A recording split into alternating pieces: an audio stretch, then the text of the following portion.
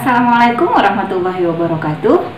Kembali bertemu dengan Bunda Dayah dalam segmen diskusi parenting. Kali ini kita akan berdiskusi terkait dengan portofolio.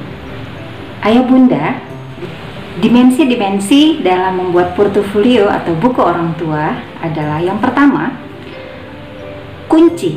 Biarkan anak bermimpi. Kita menciptakan dunia mereka, imajinasi mereka, kata-kata positif, dan impian-impian yang mereka miliki. Kata menciptakan dunia, rasa ingin tahu, menciptakan perubahan. Kalimat positif mendorong perubahan positif. Visual menginspirasi untuk beraksi. Yang kedua, bagaimana cara bermimpi? Percaya pada kekuatan imajinasi, temukan dalam keadaan santai dan bebas. Yang ketiga, dengarkan mimpi mereka. Biarkan anak-anak bercerita tentang idenya, strategi, dan proses yang dirancang untuk mimpinya. Berikan inspirasi pada orang lain. Yang keempat, tuangkan ke dalam vision board atau buku vision. Tuangkan dalam sebuah buku catatan. Bisa disusun seperti bentuk koran, yaitu peristiwa-peristiwa penting yang dilakukan oleh ananda kita.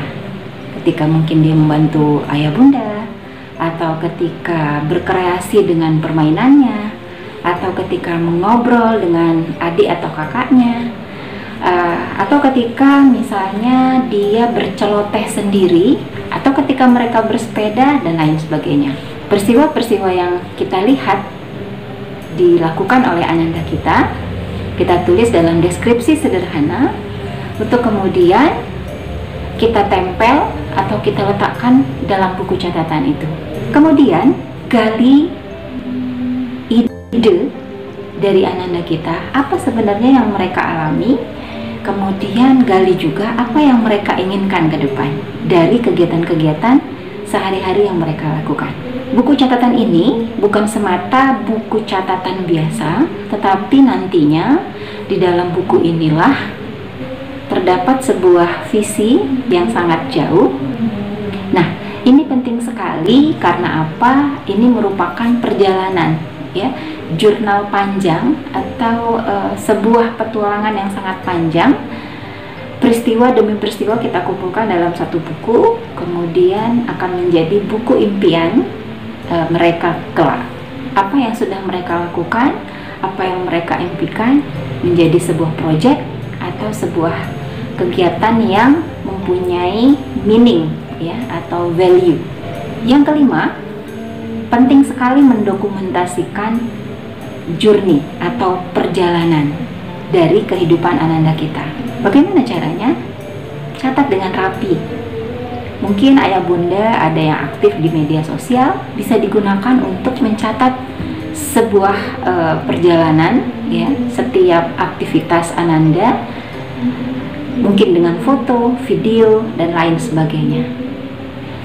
Ketika ayah bunda secara rutin mendokumentasikan kegiatan ananda kita, maka kita akan mempunyai semacam alur waktu yang berketerusan, ya, berkesinambungan, sehingga kita nampak perkembangan dari hari ke hari, dari minggu ke minggu, dan dari bulan ke bulan. Atau secara manual ditulis dalam sebuah buku harian. Cara-cara ini merupakan cara untuk mendokumentasikan setiap aktivitas atau perilaku ananda kita. Ya, poin yang keenam adalah mempersiapkan apa dan siapa ananda kita kelak. Siapa ananda kita? Apa yang akan dilakukannya? Penting sekali ayah bunda mencatat siapa ananda kita, sifat-sifat apa yang mereka miliki, kekurangan-kekurangan apa yang harus diperbaiki, sehingga catatan-catatan tadi menjadi dokumentasi untuk life journey, ya, petualangan kehidupan dari ananda kita. Jika nanti suatu saat kelak dia melihat catatan perjalanan aktivitasnya, ini akan sangat membantu menumbuhkan jiwa positif untuk merangkai pilihan karir-karirnya. Poin yang ketujuh, penting sekali kita bertanya kepada ananda kita, Apakah mereka suka? Apakah mereka sedih? Apakah mereka tidak nyaman? Apakah mereka menginginkan sesuatu yang lebih? Dan yang paling penting, tanya pada Ananda apa yang menurut mereka relevan atau terkait dengan keinginan mereka. Misal, Ananda kita kalau ditanya suatu saat dia pengen sekali menjadi seorang dokter, maka perilaku keseharian yang harus kita lihat sesuai tidak aktivitas yang akan dipilihnya kelak dengan yang dilakukannya hari ini. Atau seorang dokter takut lihat darah misalnya ya, atau seorang dokter tapi tidak merawat kebersihan dirinya dan lain sebagainya. Ini penting sekali untuk melihat keterkaitan aktivitas Ananda kita pada hari ini dengan apa yang akan dirancang menjadi pilihan karir mereka. Yang kedelapan yang perlu kita menjadi perhatian adalah siapa yang akan membantu mewujudkan cita-cita Ananda kita.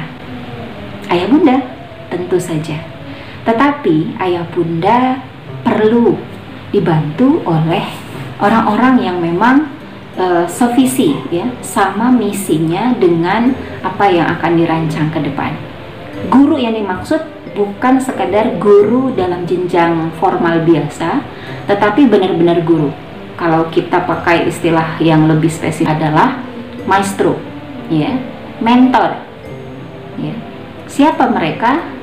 Orang yang punya keahlian tertentu yang dapat ditularkan pada Ananda kita. Misal, ketika Ananda ingin sekali suatu saat dia memilih karir di dunia kedokteran atau kesehatan, maka idealnya orang yang akan membantu kita mendampingi Ananda meraih karirnya adalah contoh dokter. Misal, mendampingi dokter ketika praktek, ya, mengobati dan lain sebagainya, atau magang. Ini contohnya salah satu Ananda yang ada di Sanggar Rumah Bakat. Dia sangat senang sekali beraktivitas dengan dunia hewan, salah satunya adalah kucing. Maka setelah melakukan observasi panjang, ya, orang tua dan beberapa mentor yang dipilih, kemudian si Ananda magang di sebuah pet shop, ya, yang di dalam pet shop itu ada seorang dokter yang akan mendampinginya magang di situ.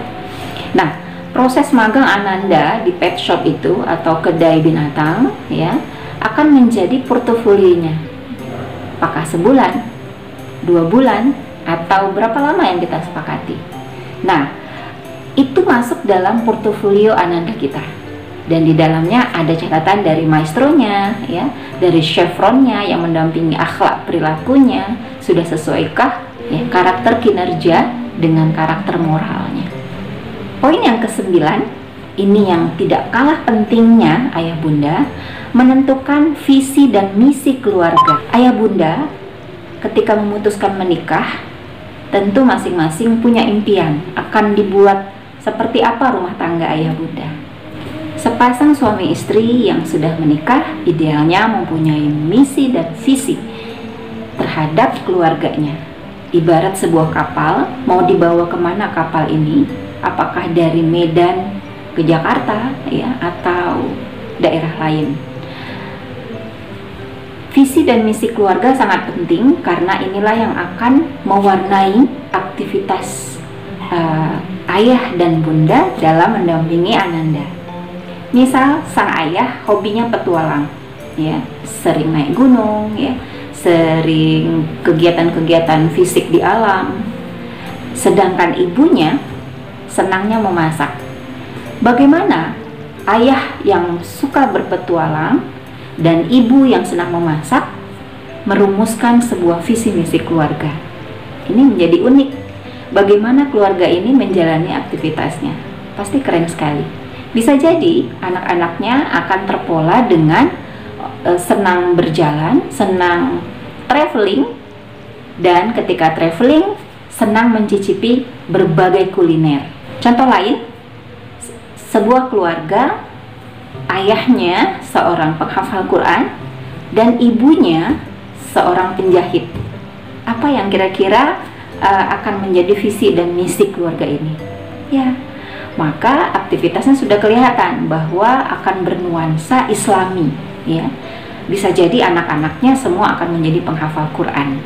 Kemudian dari keseluruhan rangkaian yang 9 item tadi, yang ke-10 yang paling penting adalah tuangkan dalam personal model.